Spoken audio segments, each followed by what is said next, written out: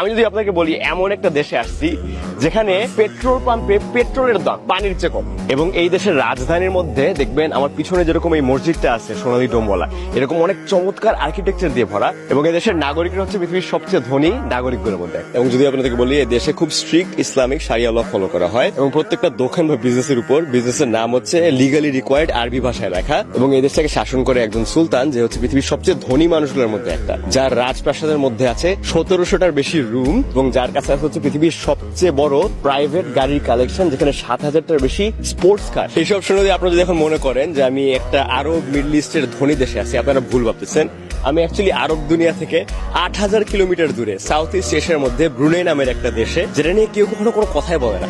আপনারা হয়তো জানেন আমি 1 বছরের বেশি টাইম ধরে সাউথ ইস্ট এশিয়ার বিভিন্ন দেশগুলোকে ভ্রমণ করছি, এবং এই টাইমটাতে কখনো ব্রুনেইতে আসা হয় নাই, এবং এরকম কোনো টুরিস্টের সাথে দেখা হয় নাই যারা ব্রুনেইতে আসছে। অবশেষে কয়েকদিনের জন্য আমি এই দেশটাতে আসছি। এই ভিডিওতে আমি এই দেশটাকে ঘুরে ঘুরে বিভিন্ন মার্কেটে যাব, বিভিন্ন মসজিদে যাব, বিভিন্ন ফ্লোটিং গ্রামে যাব, এন্ড বোঝার চেষ্টা করব এই জায়গায় জীবন কি আসলে আশেপাশে সাউথ ইস্ট এশিয়ার দেশগুলো থেকে তেমন একটা আলাদা নাকি। এই ভিডিওটা দেখে আপনারাই ডিসাইড করতে পারবেন যে এই দেশটাতে আপনারা ভিজিট করতে চান নাকি। Let's do this.